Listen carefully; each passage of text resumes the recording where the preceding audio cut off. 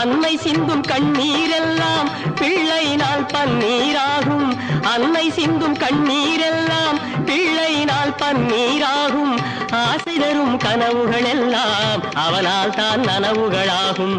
ஆசை தரும் கனவுகள் எல்லாம் அவனால் தான் நனவுகளாகும். அன்று தொட்டு நீ நினைத்த எண்ணம் என்னம்மா, அதை இன்று தொட்டு நான் முடிக்கும் வண்ணம் பாரம்மா. வெற்றி மீது வெற்றி வந்து என்னை சேரும், அதை வாங்கித் தந்த பெருமை எல்லாம் உன்னை சேரும்.